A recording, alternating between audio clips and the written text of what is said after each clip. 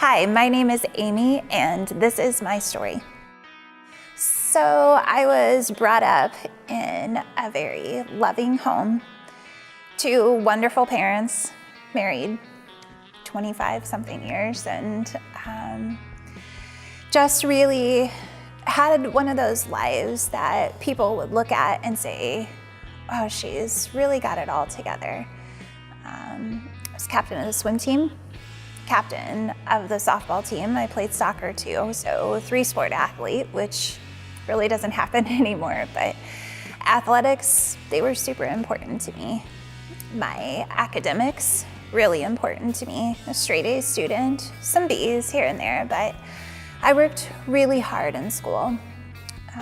Prom queen, homecoming queen, junior miss, president of a bunch of different clubs, senior class vice president. I mean, just one of those things that on paper, people were like, wow, you know, she's got this great life.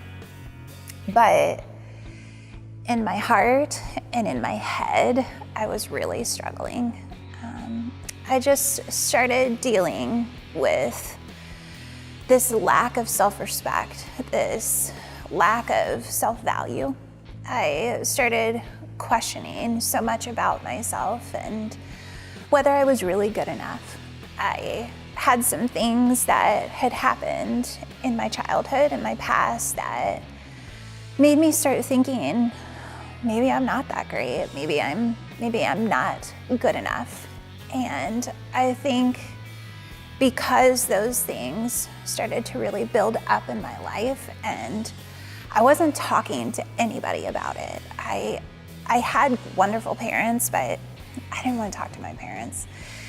I had a youth pastor, didn't want to talk to my youth pastor. I had teachers that I loved, but I didn't want to talk to my teachers. I just felt like I had nobody to talk to, and I really didn't understand what was happening within my heart and within my head. And so I just kept it in. And one of the things that I share, especially in our schools, is when you keep a lot of things inside, it just builds up and builds up and builds up. And it has to come out one way or another. For some people, it comes out aggressively, and they just don't know how to deal with it, and so they just come out aggressively. For some people, it comes out like a depression. And for me, that's what started to happen. I just became so sad and so frustrated with my life. But you don't want your prom queen to be depressed. And so I got good at hiding it. And I got good at maintaining this image that everything was fine. My life is good. I have all these friends, I got this boyfriend, like I'm fine. But I wasn't fine. I was really struggling. And I started turning to things to cope with my pain. And some of those things, they'd take care of the pain for a little bit, but then it would come back. And so I'd turn to something else and pain would come back. And it seemed like every single time that I would turn to something and that pain would come back, the pain was more intense each time. And I just got to this place in my life where I just didn't want to deal with the pain anymore. I wanted it to be done. I wanted it to end. And so I found myself standing in my kitchen with a bottle of pills in my hand and questioning whether I should take my life or not. And in that moment, somebody walked into the kitchen, and that was my dad. So my dad was a sergeant in Vietnam, okay? Kind of one of those guys that people were a little scared of. He just had this personality that he seemed really scary, but he was a big teddy bear. But he just was, oh man, just strong. And that whole stereotype of the man's man, that was my father. And he walked in and he saw me standing in the kitchen holding this bottle of pills, and he just said, "What is going on with you? What is happening?" And I just broke and I said, I hate my life. I can't do this anymore. I'm done. I just want it all to end. And I looked at my father, and he began to do something that I had never seen my dad do before. He started to cry. And when I saw my big, strong dad start to cry,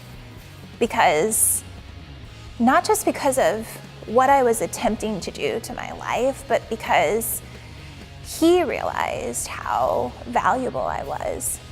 But I didn't realize how valuable I was. And he, in that moment, in that time of him seeing that with me doing that, I think it scared him. And I think it was at that time that I said, okay, something's gotta change.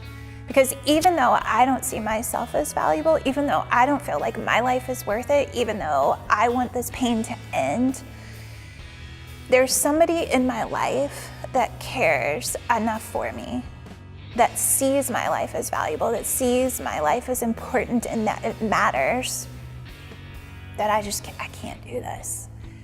And so I knew something had to change. So I eventually went into counseling.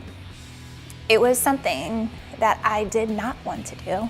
I literally went kicking and screaming. I did not want to talk to some stranger about my life. I didn't want to talk to the people I knew about my life. I definitely didn't want to talk to a stranger about my life. But I'm so thankful that I did.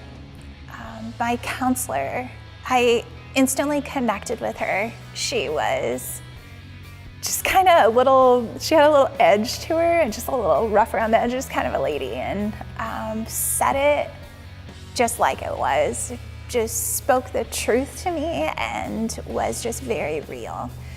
And I needed that. I needed somebody to put me in my place in a way that was loving and just say, let's work through this stuff that even got you to this place that you were dealing with depression and addictions and suicidal thoughts, and let's work through those different things and let's get you to a place where you're healthy and there's freedom. So I believe that when you've gone through painful things in your life, that if you use them for a greater purpose, those painful things can no longer have a hold on your life. And so I have mentored countless amount of teenagers through hard things that they've gone through. They may not have the exact same story as me, but they have a story. And because I'm open and transparent, and I don't always give the exact details of my story, but I share my story. And by doing that, they see, oh, you've been there, you get it. And because you've been there and you get it, I feel like I can trust you and I can tell you what I've been through too. And so even though I hate that I went through that, I'm so thankful because it gives me a platform to speak on, but it also gives me an opportunity to connect with people that really need somebody to connect with them. So I would encourage anyone that is going through something hard in their life where they might be feeling like they're not valuable or feeling like their life isn't important. I would just say, first of all, know that you are valuable. Know that you are important, that your life matters. You might not feel that, but there are other people in your life, they feel that about you. So know that, first of all. But second of all, I would say make sure that you talk to somebody. If you're a teenager, talk to a trusted adult. Find somebody in your life that you can connect with and that you can talk to about the things that you're going through. And if you have nobody in your life, you're like, I can't talk to my parents, I can't talk to my aunts, uncles, I can't talk to my teachers, I can't talk to my coaches, youth pastor, whoever. You've got nobody. We want you to know that there is somebody that you can connect with And you can contact us at the Respect Team, but just make sure that you know that you're not alone and we are here for you and that you are valuable, important, and that your life matters.